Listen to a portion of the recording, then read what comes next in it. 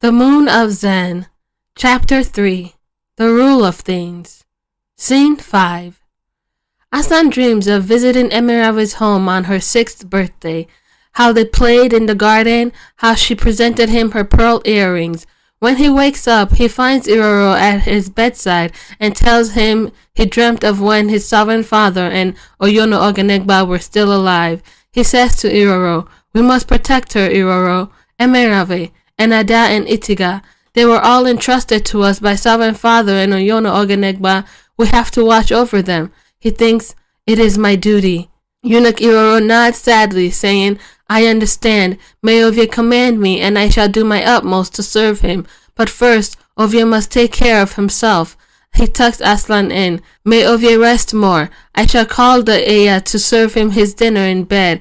Aslan nods and closes his eyes, and Iroro walks away from the bed.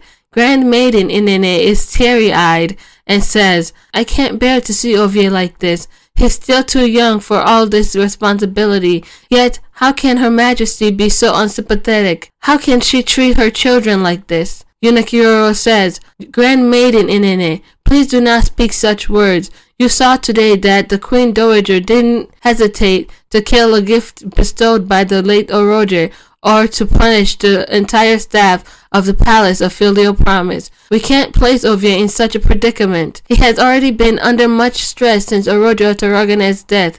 The chief royal physician said himself that this stress is the reason for his collapse today. It is not our place to comment on the affairs of the royal house. What we must do is serve Ovie and ease his burdens as much as possible."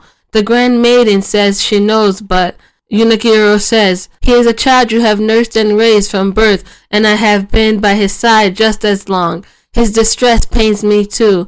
They look at each other with understanding, and Inene says she will go see to Ovie's meal. Eunuch Iroro returns to Aslan's side, watching him tenderly.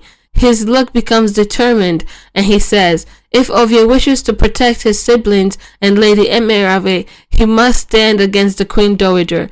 Aslan opens his eyes. "But you said before that we must not oppose her." Iroro says, "Yes.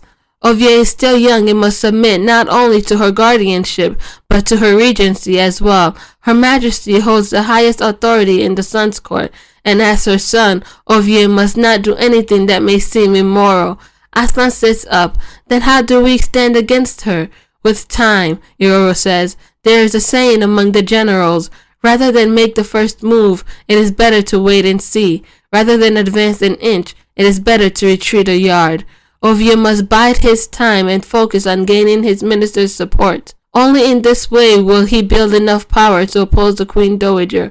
Aslan looks at Iroro, then chuckles as tears build in his eyes, and he looks down. "You say it as though she is an enemy we must face." He faces Iroro in tears. "But Iroro, she is our mother. How can you act as if it is normal for a son to treat his mother as an enemy? Is that not immoral?" Iroro answers seriously. "Ovie is well aware of our nation's history.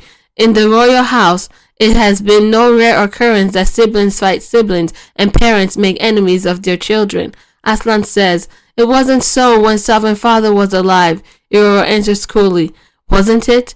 Doesn't Ovie suspect Her Majesty of things that are even more immoral?" Aslan's pupils constrict in surprise. He grips his bedsheets tightly. No. He falls silent.